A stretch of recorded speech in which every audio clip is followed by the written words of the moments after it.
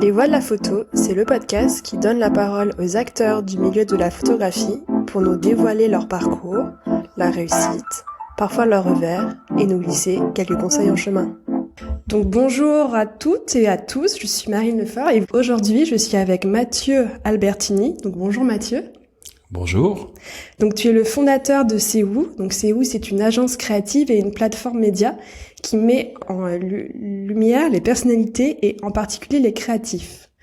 Pour commencer, pourrais-tu te présenter et revenir sur ton parcours en commençant par ton enfance jusqu'à la création de CEU? Donc bonjour à tous, donc Mathieu Albertini, j'ai 39 ans, je suis né en 1981, je suis marié, j'ai 2 enfants, j'ai grandi à Versailles, j'ai fait à peu près toutes mes études jusqu'au baccalauréat, jusqu'à la classe préparatoire là-bas. Donc c'est une enfance assez marrante. J'étais un peu le rebelle du lycée. Je faisais du skate, j'avais des écouteurs qui passaient avec Nirvana, NoFX. J'étais un peu les cheveux de toutes les couleurs. Je sais pas si tu connais la série Art les cœurs à vif. Donc j'étais un peu entre Drazik et Bolton. Donc c'était assez rigolo. J'ai une enfance assez marrante, assez rebelle. Ensuite, je me suis un peu calmé. J'ai fait une classe préparatoire, toujours à Versailles, et ensuite je suis parti à Rouen. J'ai fait une business school. Et là, ça m'a ouvert un peu les chakras. J'ai rencontré plein d'amis. Je suis parti au Chili en échange. J'ai vécu pendant 6 mois donc à Santiago.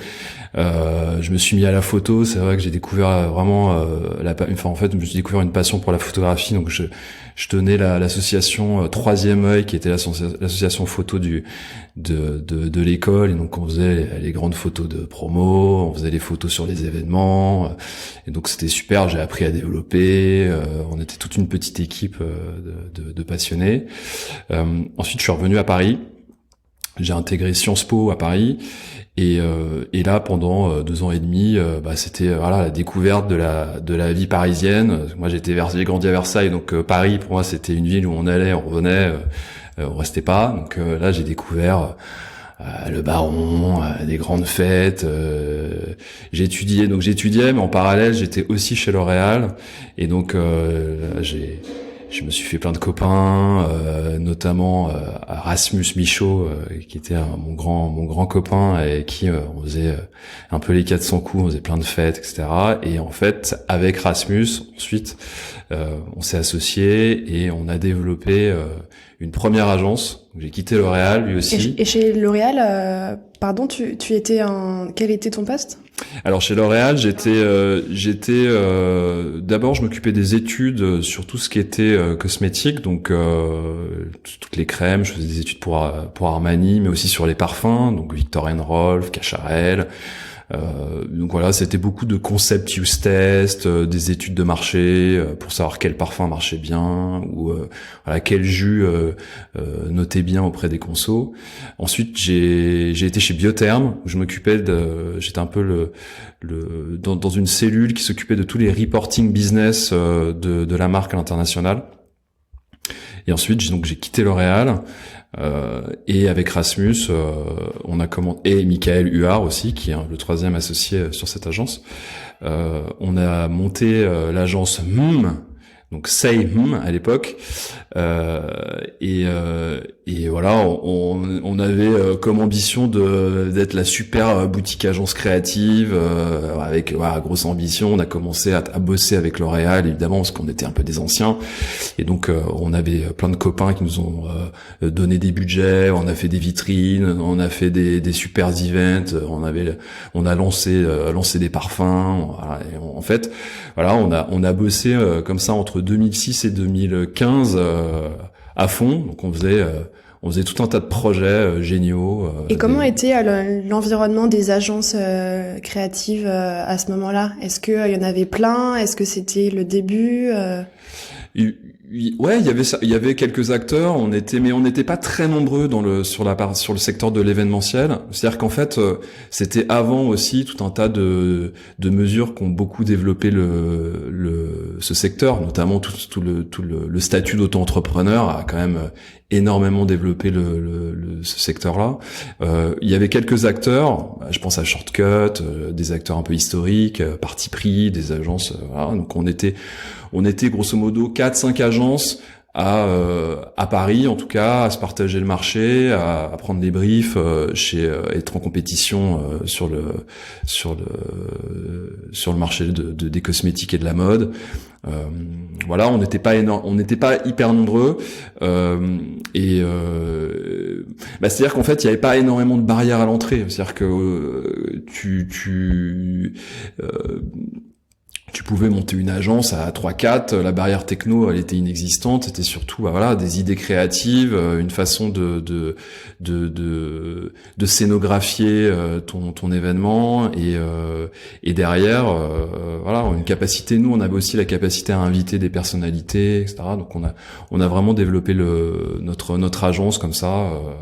Les personnalités, c'est parce que vous les connaissiez ou c'était votre réseau interne ou... En fait, en parallèle de cette activité, on va dire B2B, puisqu'en fait, une agence, on travaillait essentiellement pour des marques, on avait aussi une activité plutôt d'animateur, d'organisateur de grandes fêtes dans les jardins de Bagatelle. Donc, c'était vraiment le projet que développait Erasmus à l'époque, ça s'appelait Institut Bonheur.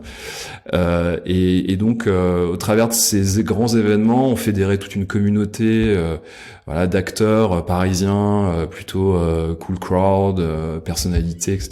Et en fait, du coup, il y avait clairement des ponts entre l'activité B2B et cette activité-là où on organisait des grands événements pour les marques et aussi on faisait venir des talents, des personnalités.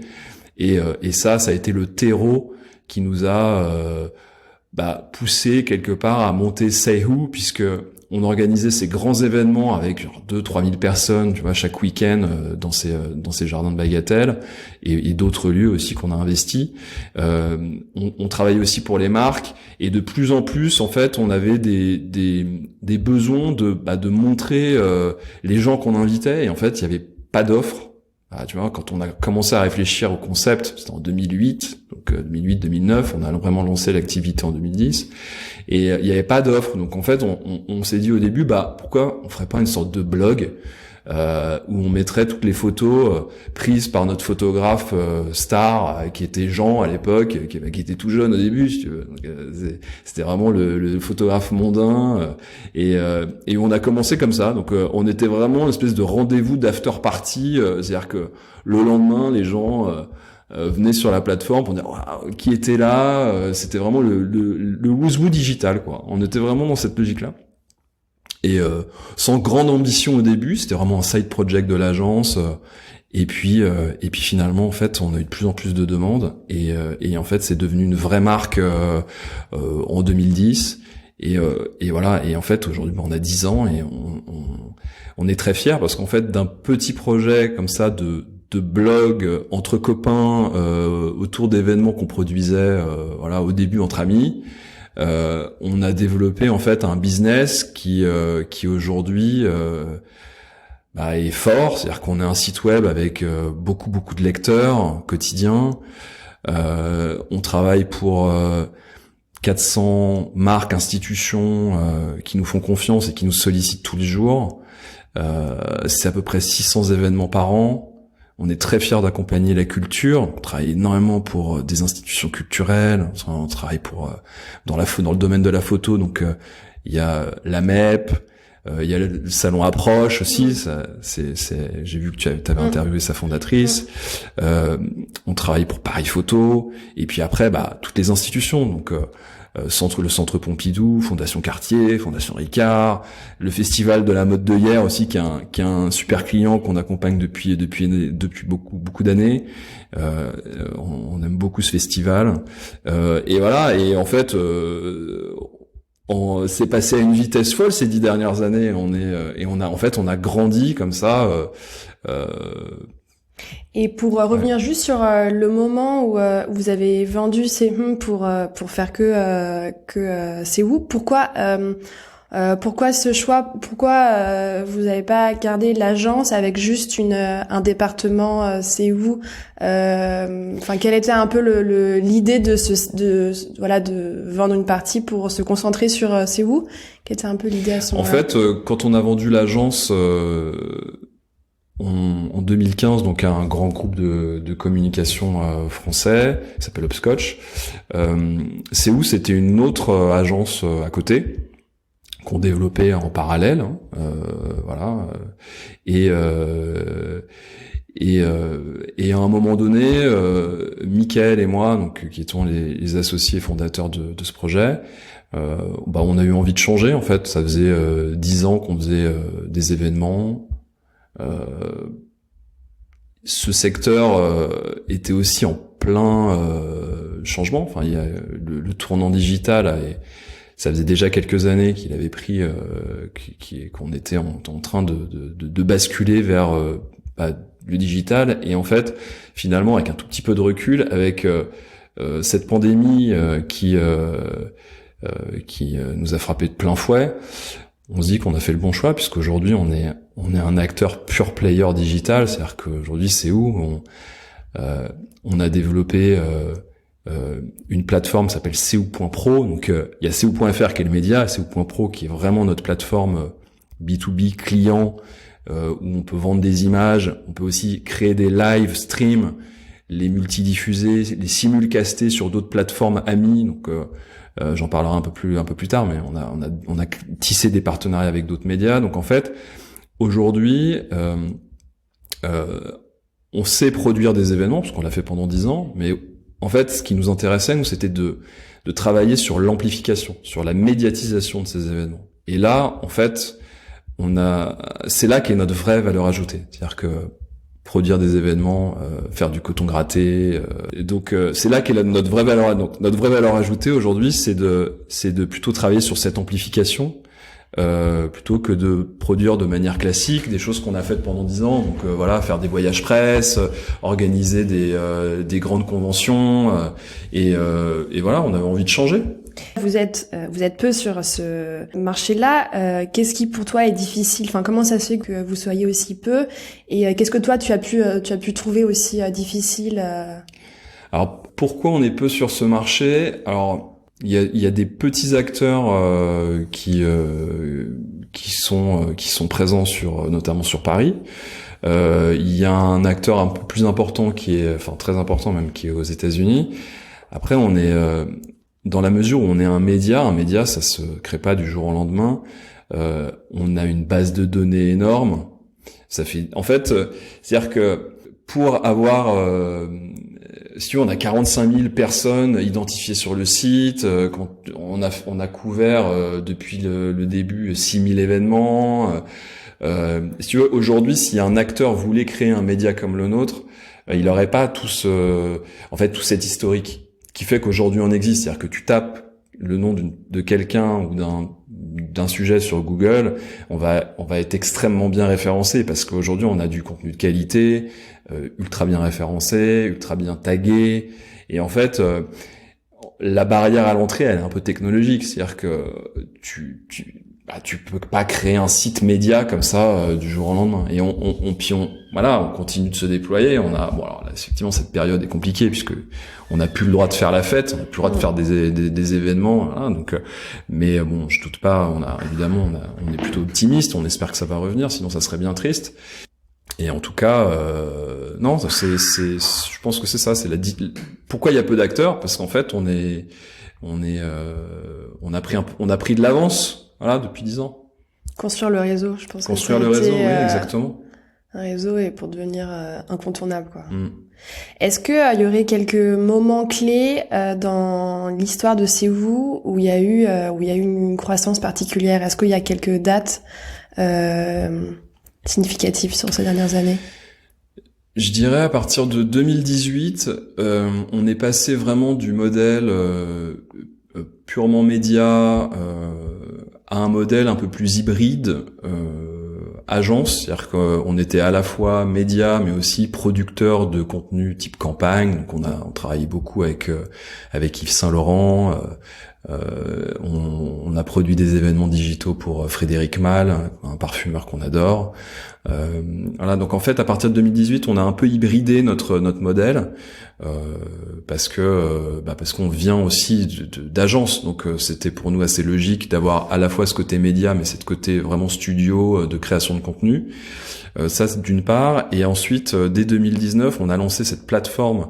On a travaillé sur cette plateforme CU Pro qu'on a lancée pendant le confinement en 2020, mais ça a été quand même un travail de longue haleine, puisqu'on développe pas une plateforme comme ça de partage et de vente d'images comme ça du jour au lendemain. Donc ça a été vraiment un gros travail. Et en fait, je dirais ces 2 dernières années ont vraiment été un peu des années de changement, puisqu'en fait il y a eu la partie agence qu'on a développée, cette plateforme qui maintenant aussi propose des live streams.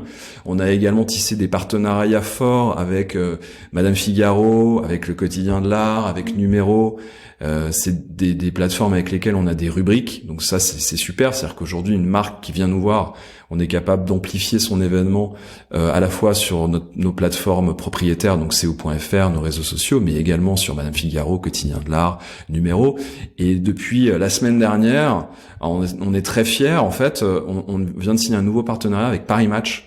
Donc c'est super, c'est-à-dire que maintenant tu vas sur parismatch.com et t'as la rubrique Paris Match X Say Who, et donc on peut revoir du coup aussi tous les événements qu'on a sélectionnés et qui sont diffusés sur cette plateforme. Donc en fait ces 2 dernières années, on a vraiment mis un coup d'accélérateur et développé cette vraie interaction avec des médias partenaires qui était très importante. Donc on est vraiment au service aussi des médias. On n'est pas qu'un média en tant que tel, mais on est aussi une agence qui travaille avec les médias. Concernant vos sources, vos différentes sources de revenus, donc on est à peu près sur 50-50 production de contenu et 50-50 amplification du contenu. Est-ce qu'on est à peu près dans ces échelles-là? C'est à peu près ça, c'est-à-dire que nous, la partie média est rentable, donc ça, tout est très à l'équilibre, c'est-à-dire que ce que tu vas voir sur co.fr, c'est quasiment, on va dire, 90% du contenu qui est payé, financé par les marques. Après, sur certains types de contenus qui sont pour des associations, des fondations, des sujets qui sont plus caritatifs, on est évidemment, on crée des partenariats, on crée on intervient de manière gratuite sur certains sujets extrêmement rares. Et ensuite, on a cette partie agence, effectivement, qui représente à peu près 50% de notre activité, qui est sur de la création de campagne, de la création de live event, de la création de shoots éditoriaux pour les marques avec lesquelles on travaille. Et vous avez combien à peu près de créatifs et de photographes? Et puis une deuxième question qui est liée, c'est comment ils vous trouvent? Est-ce que c'est vous qui allez les chercher? Est-ce que c'est eux qui viennent à vous, donc, par rapport aux créatifs et aux photographes? Alors sur les photographes, on a environ 25 photographes affiliés aujourd'hui entre Paris, Milan, enfin l'Italie, puisque non, il n'y a pas que Milan, il y a aussi on a aussi des photographes à Rome, à Turin. On a, en règle générale, sont des photographes qui rentrent en contact avec nous. Ensuite, généralement, on va faire des tests avec ces photographes. Donc, c'est plutôt Jean Picon, notre associé, qui s'occupe de faire des petits tests avec eux, etc. Et au bout de quelques galeries, on commence à discuter d'affiliation et voilà. Maintenant, avec notre plateforme CU Pro, les photographes, donc partout dans le monde, peuvent postuler et derrière, ils peuvent donc poster leur book et ensuite on se réunit à la rédaction et puis on peut discuter du book des photographes, les solliciter et ensuite commencer à travailler sur des premiers tests et rémunérer évidemment et puis les affilier si on trouve que le travail est super. Est-ce que tu as vu des initiatives intéressantes pendant cette crise, donc pendant cette année, cette période compliquée où tout l'événementiel est quasiment à zéro? Est-ce que tu as vu des choses intéressantes un peu là c'est une question vaste sur le monde entier. Est-ce que tu aurais des... Une initiative intéressante à laquelle on a pris part d'ailleurs, c'était pour Yves Saint Laurent Beauté. C'était très original. C'était très original à l'époque. Après, évidemment, il y a eu pas mal d'acteurs qui ont fait des fêtes via Zoom. Donc en fait, c'était l'organisation d'un club virtuel sur Zoom. Donc c'était très étonnant, et c'était au mois de mai, donc vraiment en plein, juste au moment du déconfinement.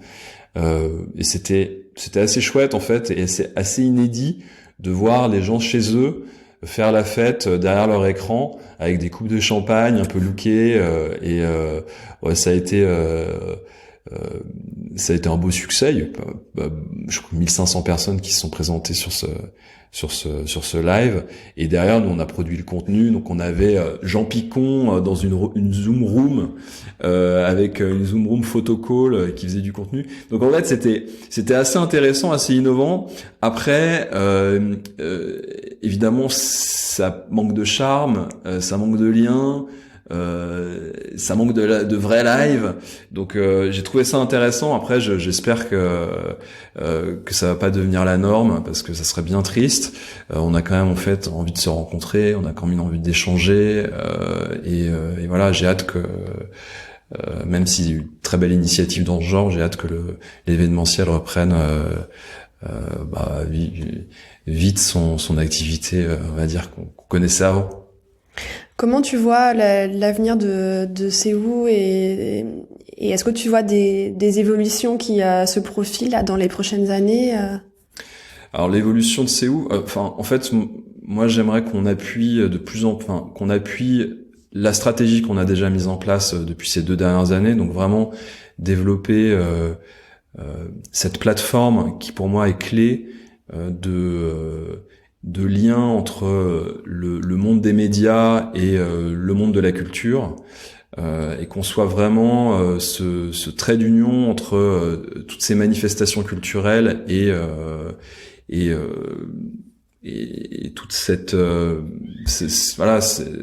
cet environnement médiatique. Donc ce qu'on a commencé à initier avec les médias partenaires dont je te parlais tout à l'heure, j'aimerais qu'on continue à le développer, qu'on s'ouvre à d'autres pays. Donc on est en train de travailler là peut-être sur des médias internationaux, et j'ai vraiment envie qu'on avance dans cette direction. As-tu des agences modèles? Est-ce qu'il y a d'autres agences qui font qui sont un petit peu dans le même secteur que vous, ou alors qui sont dans d'autres secteurs et qui vous inspirent, qui t'inspirent toi? Alors sur le côté on va dire plus agence de contenu, j'aime bien l'agence Aldente avec Patricio Meccelli, que je trouve que leur travail créatif est super intéressant, hyper original.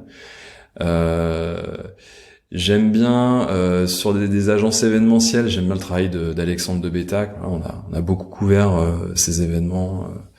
En plus, c'est quelqu'un qu'on a interviewé dans notre livre. On en parlera un peu plus tard, mais voilà, je trouve que son travail est vraiment remarquable.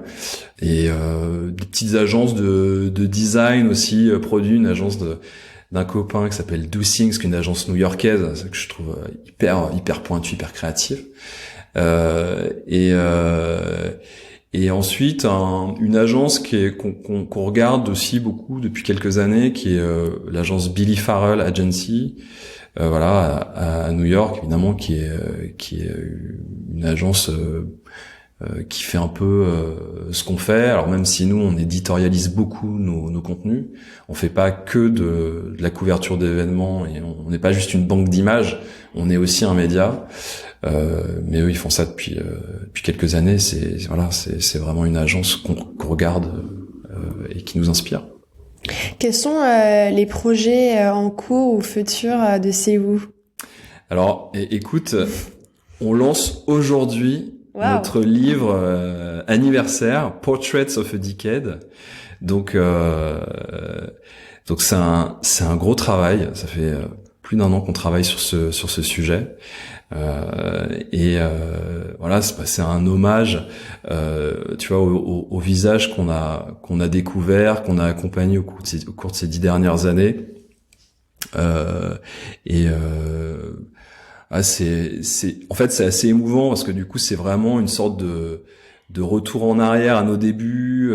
C'est vraiment un livre de souvenirs. Et écoute, c'est ce qui est assez original, c'est quand même alors même si ce n'est pas un livre que de fêtes, puisqu'il y a aussi des manifestations qui se passent le jour. Alors, c'est pas forcément festif.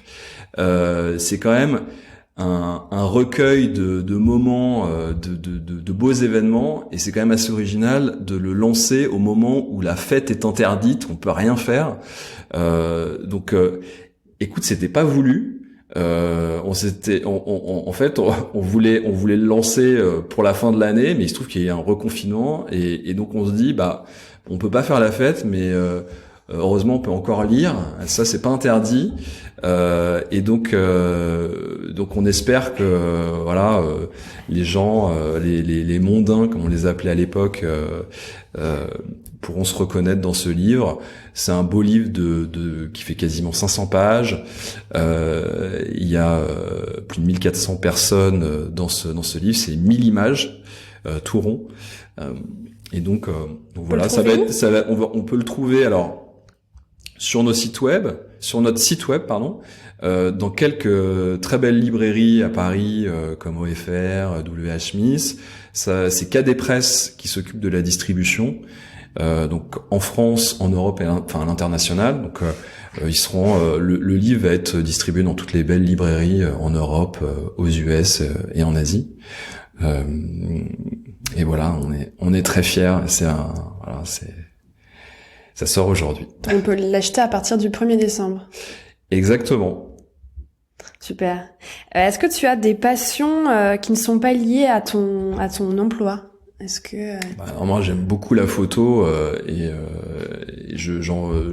ça c'est un média que je pratique le plus possible. Ensuite, j'ai des passions qui sont des passions sportives, donc j'aime bien les sports de glisse, donc je les pratique dès que je peux. Évidemment, en habitant Paris, ça reste cantonné aux vacances. Et puis je fais du football dans un club aussi qui s'appelle France Pub, qui est un club multigénérationnel de pubards ou acteurs de la com. C'est assez sympa. Est-ce que tu aurais des conseils pour des personnes qui souhaitent lancer leur agence? Alors, ce qu'il faut savoir, c'est que entreprendre dans le secteur de la com et de la photo, c'est assez difficile. Donc, à mon avis, premier conseil, c'est bien étudier le marché et les acteurs en présence. C'est un secteur qui est assez compétitif, la communication. La photo, c'est pareil, c'est-à-dire qu'aujourd'hui, faire de la photographie, c'est devenu la barrière technologique est beaucoup moins importante qu'auparavant. Le deuxième conseil, c'est de bien tester son idée, donc de réunir un collège d'amis ou de potentiels investisseurs pour essayer de tester son idée avant de se lancer. Et ensuite, une fois que ces deux premiers points sont OK, je dirais y aller à fond avec courage, parce qu'on lance pas une société. On peut lancer une société assez rapidement, parce qu'aujourd'hui c'est très facile de créer une SAS ou d'être en auto-entrepreneur ou une SARL, etc. Mais c'est beaucoup plus difficile et il faut s'armer de courage pour arriver à en faire un succès. Donc voilà, on va dire les 3 conseils que je donnerais. Parfait. Merci Mathieu. Merci. Merci d'avoir écouté Les Voix de la Photo. Si l'épisode vous a plu, partagez-le autour de vous, abonnez-vous, laissez votre avis et des étoiles. Si vous voulez en savoir plus, suivez-moi sur les réseaux sociaux. Je vous invite également à me contacter pour m'indiquer les sujets ou les personnes que vous aimeriez entendre. À très vite!